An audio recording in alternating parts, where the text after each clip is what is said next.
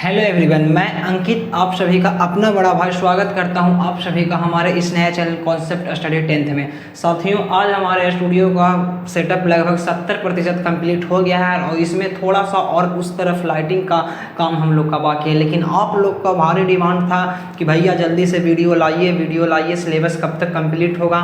तो इन्हीं सब कारणों की वजह से हम आज आपके लिए क्लास 10th फिजिक्स चैप्टर 1 का पहला चैप्टर का एक बेसिक कॉन्सेप्ट पर वीडियो लेकर के आ गए हैं। सबसे पहला चैप्टर में हम लोग को पढ़ना है प्रकाश का परावर्तन और अपवर्तन। यहाँ पर पहले सिलेबस के बारे में जानिएगा कि इसमें पढ़ना क्या है। सबसे पहले दिख रहा है आपको प्रकाश, तो इसमें प्रकाश के बारे में पढ़ना है। उसके बाद आपको एक नया शब्द जानने को मिला परावर्तन। क्या है जी?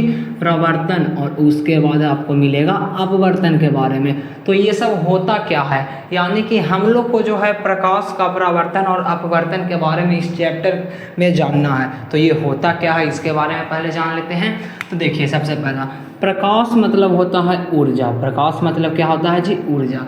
प्रकाश एक ऊर्जा का रूप है जिसकी सहायता से हम किसी वस्तु को देख सकते हैं। हम किसी वस्तु को, जिसकी सहायता से हम किसी वस्तु को देख सकते हैं। हम किसी वस्तु को देख सकते हैं। उसके बाद देखिए आता है आपका एक नया शब्द परावर्तन। नया शब्द क्या है यहाँ पर? परावर्तन। तो परावर्तन का अर्थ होता है किसी सतह से टकराकर वापस लौट जाना। उदाहरण के लिए कह सकते हैं, अगर हम यहाँ पर एक बॉल को फेंकेंगे तो गेंद जो है इस सतह से टकराकर वापस लौट जाएगा। तो टकराकर, सतह से टकराकर, सतह से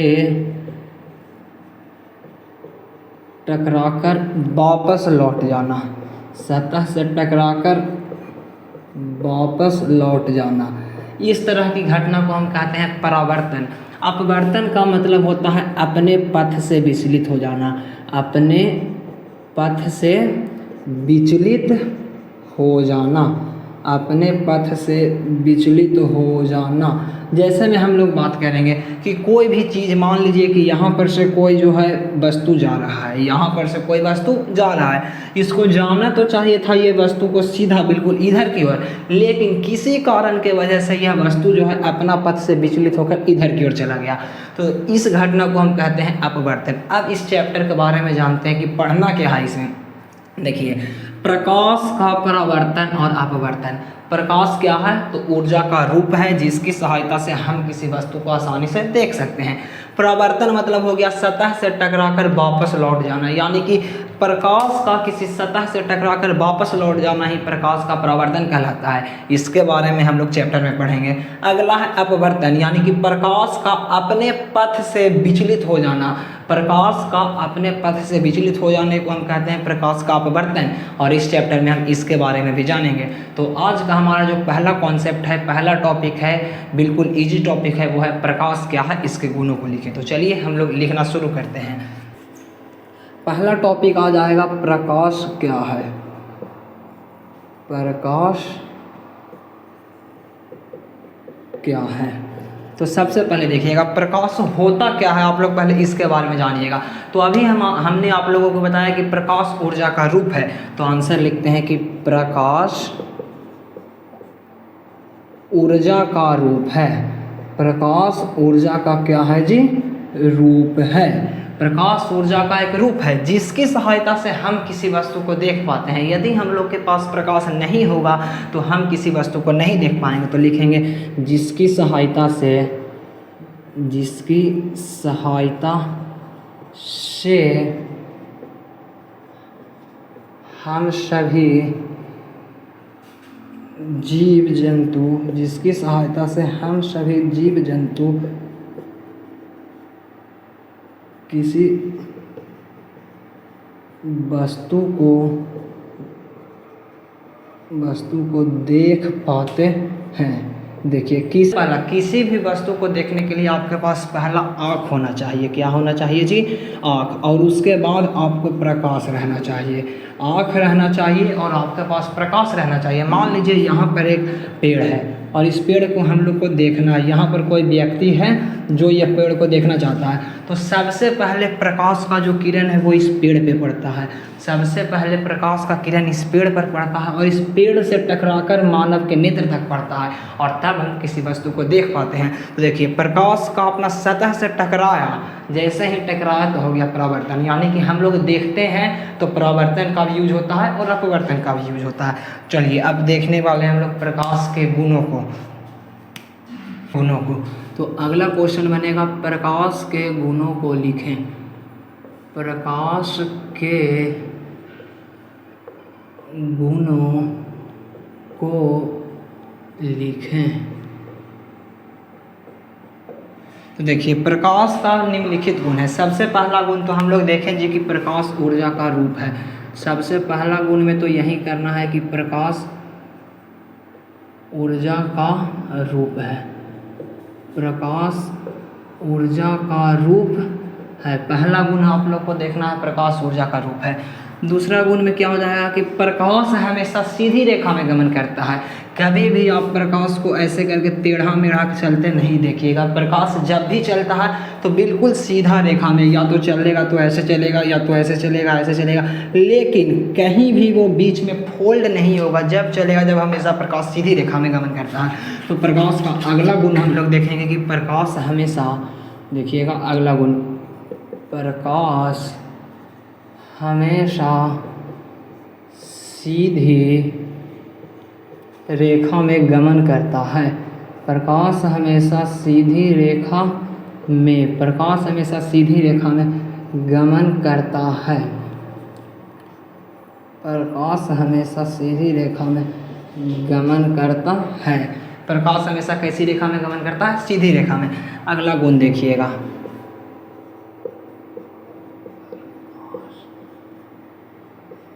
प्रकाश एक प्रकार का तरंग होता है जी। प्रकाश एक प्रकार का तरंग होता है। प्रकाश एक प्रकार का तरंग होता है। यानी तीसरा गुण, पहला गुण तो हम बताएं प्रकाश एक प्रकार का ऊर्जा होता है। प्रकाश एक प्रकार का ऊर्जा होता है। दूसरा गुण हम लोगों ने देखा कि प्रकाश हमेशा सीधी रेखा में गमन करता है। प्रकाश जब भी चलेगा तो वो हमेशा सीधी रेखा में चलता है। तीसरा गुण हम लोग देख रहे हैं कि प्रकाश एक प्रकार का तरंग होता है। तो बहुत से बच्चों का पूछ रहा होगा कि भैया यहाँ पे तरंग क्या होता है? तो तरंग को आप बस इतना समझ लीजिए कि जो लहराकर चलता हो। कैसे चलता हो? लहराकर चले, जो लहराकर चले, जिसमें समय के साथ परिवर्तन भी कह सकते हैं। जैसे में प्रकाश जब भी चलता है ना तो ये हमेशा एक ग्राफ की गति चलता है, लहराकर चलता है, और इसी चाल के वजह से हम प्रकाश को तरंग कहते हैं। तरंग के बारे में आप लोग आगे और पढ़िएगा। बस इतना जानिए, प्रकाश दो प्रकार का होता है।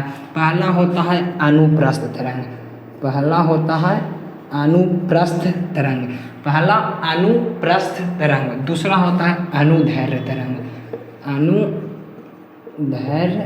तरंग। पहला होता है अनुप्रस्थ तरंग, दूसरा होता है अनुदैर्घ्य तरंग। अब देखिए अनुप्रस्थ तरंग और अनुदैर्घ्य तरंग क्या है, इसके बारे में आपको 9th में पढ़ना था, लेकिन बस यहाँ पर आप लोग इतना जान लीजिए कि अनुप्रस्थ होता है जिसको गमन के लिए, जिसको गमन करने के लिए, जिसको गमन करने के लिए माध्यम की आवश्यकता, माध्यम की आवश्यकता न हो।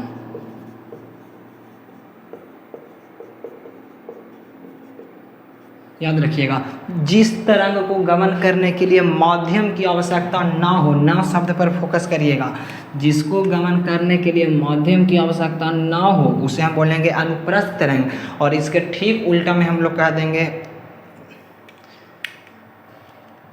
देखिएगा फोकस करिएगा, जिसको गमन करने के लिए माध्यम की आवश्यकता ना हो, यानी जिसको माध्यम से लेना देना ही नहीं है, वह चलेगा ही चलेगा, उसको हम बोलेंगे अनुप्रस्थ तरंग।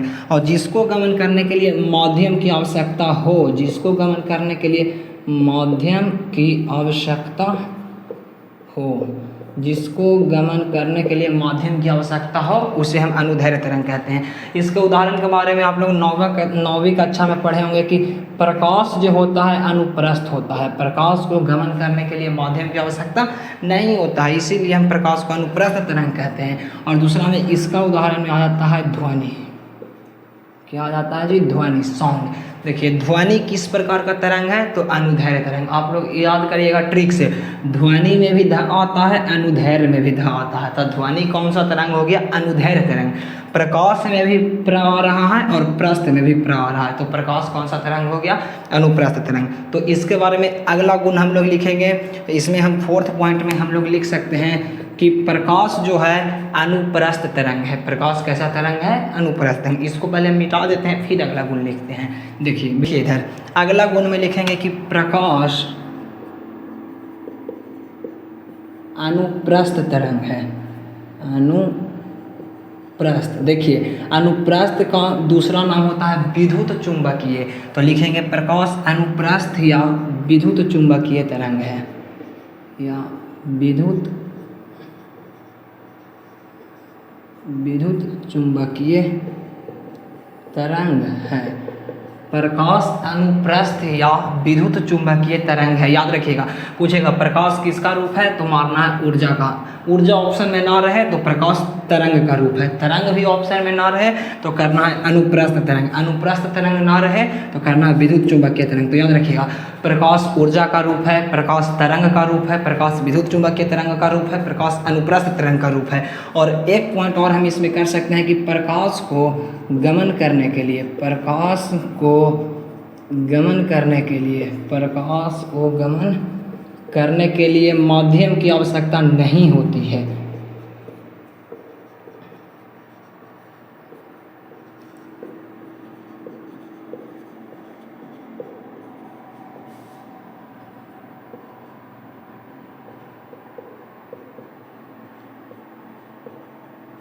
याद रखिएगा, प्रकाश को गमन करने के लिए किसी माध्यम की आवश्यकता नहीं होती है, पर अलग अलग माध्यम में प्रकाश की चाल भिन्न भिन्न होती है। ये पॉइंट भी लिख लीजिएगा आप लोग कि अलग अलग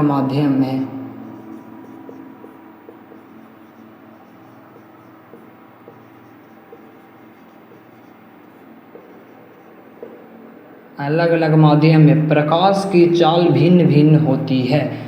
प्रकाश की चाल भिन्न भिन्न को हम असमान भी कह सकते हैं।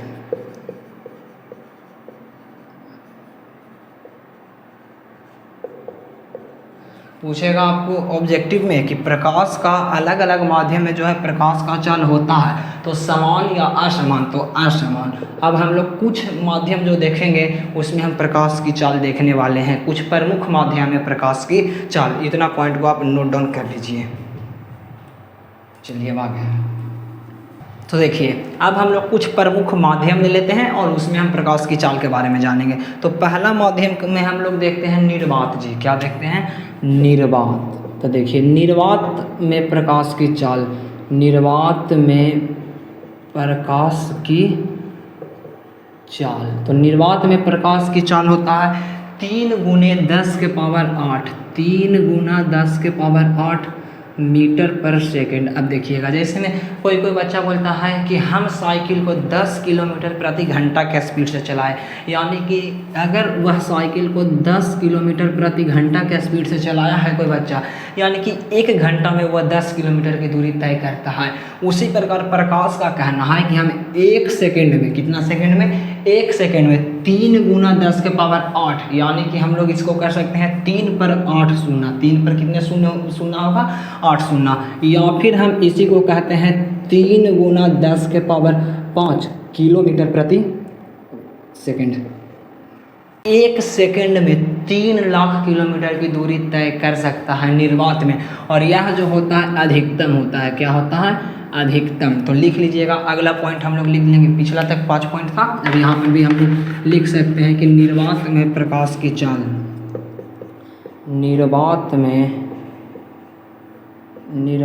में प्रकाश की चाल, निर्वात में प्रकाश की चाल अधिकतम होती है।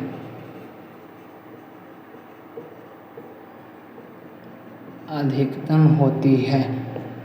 अब देखिए यहाँ पर अब बच्चों को बोलिए, अब यहाँ क्या है, तो निर्वात मतलब होता है जहाँ बात ना हो सके, जहाँ बात ना हो सके, ना हो सके अर्थात जहाँ हवा नहीं हो, हवा नहीं हो। जिस स्थान पर हवा नहीं रहेगा, जिस स्थान पर हवा नहीं रहेगा उसको हम निर्वात कहेंगे, और निर्वात में प्रकाश की चाल सबसे ज़्यादा होता है और उस चाल का मान है 3 × 10⁸ मीटर प्रति सेकंड। याद रखिएगा, निर्वात में प्रकाश की चाल अधिकतम होती है और यह चाल जो होता है 3 × 10⁸ मीटर प्रति सेकंड होता है। अगला टॉपिक हम लोगों के पास आता है किरण।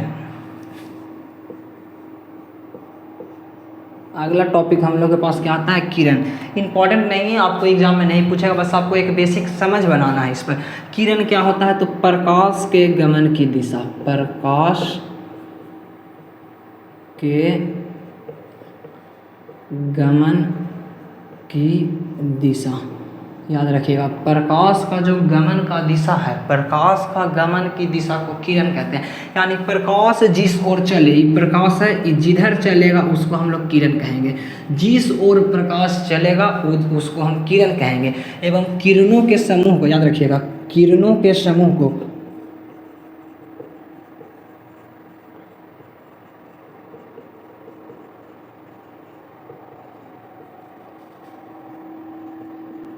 किरणों के समूह को किरण पुंज या प्रकाश पुंज कहते हैं। याद रखिएगा, आपसे एग्जाम में पूछा जा सकता है कि प्रकाश पुंज या किरण पुंज किसे कहते हैं, तो किरणों के समूह को हम प्रकाश या किरण पुंज कहते हैं। देखिए, सबसे पहले समझिएगा गौर से। मान लीजिए यहाँ पर एक लाइन चल रहा है, कैसा जी, एक लाइन है तो ये किरण है, एक लाइन है तो क्या है, किरण। एक लाइन है तो यहाँ पर किरण हो जाएगा। लेकिन जैसे ही यहाँ पर ये देखिए एक से ज़्यादा लाइन आ गया, एक से ज़्यादा लाइन आ गया, इसको हम बोलेंगे किरण पुंज। कैसा क्या बोलेंगे, किरण पुंज। यहाँ पर भी देखिए,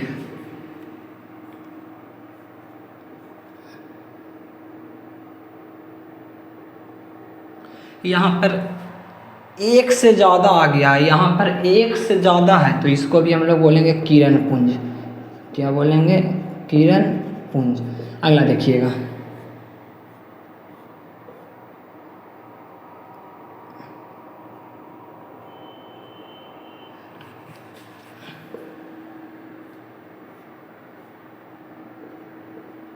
अगला देखिए, यहाँ पर भी एक से ज़्यादा हो गया तो ये भी हो गया आपका किरण पुंज। क्या हो गया, किरण पुंज। अब देखिए, किरण पुंज क्या है जी, तो किरणों के समूह को किरण पुंज कहते हैं। और किरण पुंज 3 प्रकार का, याद रखिएगा, किरण पुंज के प्रकार का होता है, किरण पुंज 3 प्रकार का होता है। पहला किरण पुंज को हम बोलते हैं समांतर किरण पुंज। सबसे पहला होता है समांतर, दूसरा होता है अपसारी और तीसरा होता है अभिसारी। सबसे पहला हो गया समांतर किरण पुंज। कैसा किरण पुंज, समांतर किरण पुंज। फिर आप देखिएगा अपसारी किरण पुंज, अपसारी किरण पुंज। उसके बाद आप लोग देखिएगा अभिसारी किरण पुंज। कैसा किरण पुंज, अभिसारी किरण पुंज। तो देखिए आप लोग समझिएगा गौर से, एग्जाम में 2 मार्क्स का आता है कि किरण पुंज या प्रकाश पुंज से क्या समझते हैं और यह कितने प्रकार का होता है। तो लिखना है कि किरणों के समूह को हम किरण पुंज या प्रकाश पुंज कहते हैं। यह 3 प्रकार का होता है। सबसे पहला समांतर किरण पुंज, दूसरा अपसारी किरण पुंज और थर्ड नंबर पर आ जाएगा अभिसारी किरण पुंज। अब समांतर किरण पुंज क्या है, तो वैसा किरण पुंज जिसकी सभी किरणें एक दूसरे के समांतर हो। देखिए इस यहाँ पर सभी किरणें एक दूसरे के समांतर हो। उदाहरण के लिए रेल के पटरी किस तरह होता है, बिल्कुल समांतर, सीधे जाते रहता है। उसी प्रकार जहाँ पर सभी किरणें एक दूसरे के समांतर हो उसे हम समांतर किरण पुंज कहते हैं। और जहाँ पर वैसा किरण पुंज जहाँ जो एक बिंदु से निकलकर अलग अलग दिशा में फैले। देखिए यहाँ पर एक बिंदु से निकलकर अलग अलग सभी दिशा में फैल रहा है तो इसको हम बोलेंगे अपसारी किरण पुंज। कौन किरण पुंज, अपसारी। और थर्ड नंबर पर देखेंगे कि वैसा किरण पुंज जो अलग अलग बिंदु से निकलकर किसी एक बिंदु पर मिल जाए। देखिए अलग अलग बिंदु से निकला है, कोई इधर से आ रहा है, कोई इधर से आ रहा है, कोई इधर से, कोई इधर से, लेकिन मिल रहा है एक बिंदु पर, तो वैसा किरण पुंज को हम अभिसारी किरण पुंज कहते हैं। एक बिंदु से निकलकर फैल गया तो अपसारी, एक बिंदु से निकलकर फैल गया तो अपसारी, अलग अलग बिंदु से आकर मिल गया तो उसे हम लोग अभिसारी कहेंगे। और बिल्कुल समांतर चलेगा एक दूसरे के तो हम उसे समांतर किरण पुंज कहते हैं। अब देखिए इसका उदाहरण का यदि हम एक एक बात कर लेते हैं तो एक छोटा सा उदाहरण आप लोग को देना चाहते हैं। लेजर लाइट आप लोग बचपन में देखे होंगे कि जैसे ही लेजर लाइट को ऐसे लेजर लाइट ऐसे रहता है, दबाइएगा तो बिल्कुल एक लाल रंग का छोटा प्रकाश सीधा भागता है जी। कैसा भागता है? सीधा। तो laser light, laser light, laser light जो होता है वह बिल्कुल सीधा जाता है। तो लेजर लाइट का जो प्रकाश होगा उस समांतर किरण पुंज। अब देखिए अपसारी किरण पुंज जो एक बिंदु से निकलकर फैले, आप लोग सोचिए क्या हो सकता है, एक बिंदु से निकलकर फैले। हम लोग के घर में इस्तेमाल होता है बल्ब। क्या होता है? बल्ब। बल्ब को हम किसी घर के एक कोना में लगा देते हैं, घर के किसी एक कोना में हम मान लीजिए कि ये हमारा बल्ब है। क्या है जी? बल्ब। और बल्ब ये हमारा यहाँ पर बल्ब है और बल्ब को हम घर के किसी एक कोना में लगाते हैं और बल्ब से निकलकर प्रकाश हमारे घर के सभी कोना में फैल जाता है।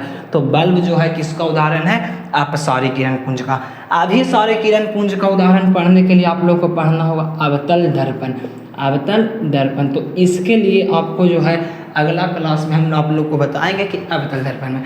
बस इतना आप लोग अभी याद करिए, किरण पुंज क्या है, कितने प्रकार का होता है और सभी का परिभाषा। तो आप लोग को हम यह बहुत ही इजी तरीका से बता देंगे, आप लोग को समझ में आ गया होगा। तो देखिए हम लोग किरण पुंज के बारे में जान गए हैं। अब हम थोड़ा सा देख लेते हैं प्रकाश का स्रोत के बारे में। नाम से स्पष्ट है प्रकाश का स्रोत, प्रकाश का स्रोत। तो जिससे हमें प्रकाश मिले, याद रखिएगा, जिससे हमें प्रकाश मिले उसे हम प्रकाश का स्रोत कहते हैं, प्रकाश का स्रोत कहते हैं। उदाहरण के लिए आप लोग कह सकते हैं सूर्य। हम लोग को जो है सूर्य से प्रकाश मिलता है, सूर्य से प्रकाश मिलता है, तो सूर्य हो गया प्रकाश का स्रोत।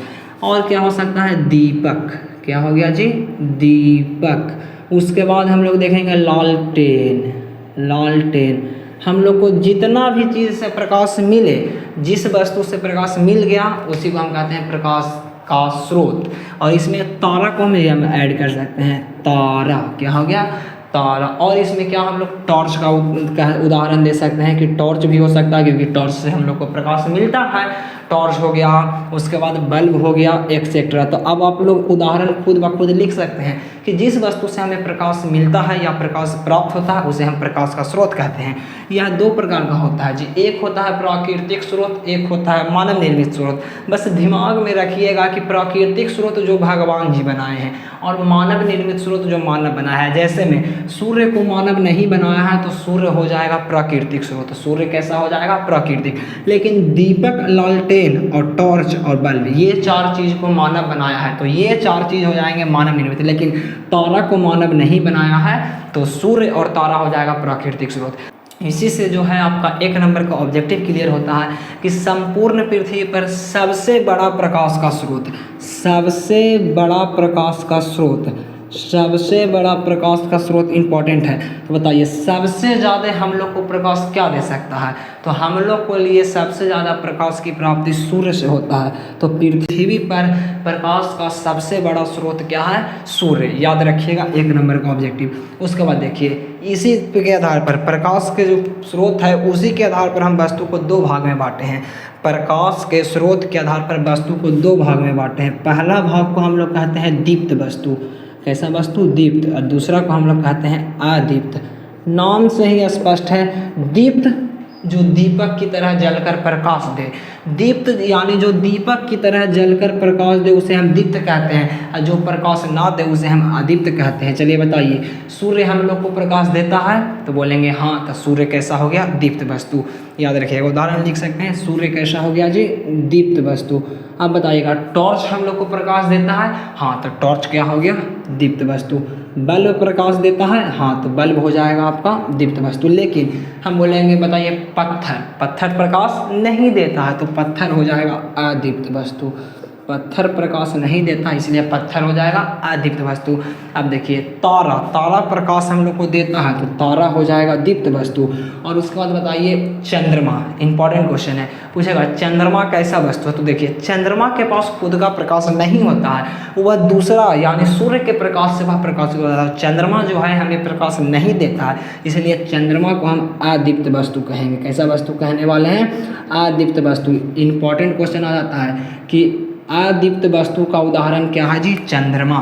तो इस स्लाइड से आप लोग को दो मुख्य ऑब्जेक्टिव क्वेश्चन क्लियर हुआ। पहला ऑब्जेक्टिव क्लियर हुआ कि पृथ्वी पर प्रकाश का सबसे बड़ा स्रोत क्या है? तो पृथ्वी पर प्रकाश का सबसे बड़ा स्रोत सूर्य है। फिर आपसे पूछा जाएगा कि चंद्रमा कैसा वस्तु है? तो अदीप्त वस्तु है। बस इसमें से आपको यही दो ऑब्जेक्टिव याद रखना है। तो आज के इस सेशन को हम लोग यहीं पे एंड करते हैं। आशा करता हूँ कि आप लोग को यह क्लास बहुत अच्छे से समझ में आया होगा और आप लोग इसका एक अच्छे से फेयर कॉपी के रूप में लिखिएगा। मेरे बातों को सुनकर लिखिएगा तो ज़्यादा बढ़िया से आपका कॉपी बनेगा, ज़्यादा बढ़िया से आपको याद होगा। वीडियो को आप 2 बार देखिए। एक बार वीडियो को देखकर आप अच्छे से समझिए और दूसरी बार वीडियो को देखकर अपना एक कॉपी में बनाइए बढ़िया सा फेयर कॉपी और उसको बार बार रिवाइज करिए तब तक जब तक फिजिक्स अपना ना हो जाए। और ये था आपके फिजिक्स का बेसिक कॉन्सेप्ट था, चैप्टर नंबर 1 का बिल्कुल बेसिक था, जिससे आपको ऑब्जेक्टिव और 1-2 अंक का प्रश्न पूछा जाता है। और 2 अंक का प्रश्न हम आप लोग को बता चुके हैं कि किरण पुंज क्या है, इसके कितने प्रकार होते हैं। तो आशा करता हूँ कि आप सभी को यह क्लास बहुत अच्छे से समझ में आया होगा। और ये मेरे YouTube की पहली वीडियो है, तो आप लोग से बस मैं इतना सपोर्ट चाहता हूँ कि आप लोग बस कमेंट सेक्शन में जा कर के इतना बताइए कि आपको यह वीडियो कैसा लगा और बताइए कि यह वीडियो आप लोगों को कैसा लगा। जी धन्यवाद। मिलते हैं कल के क्लास में।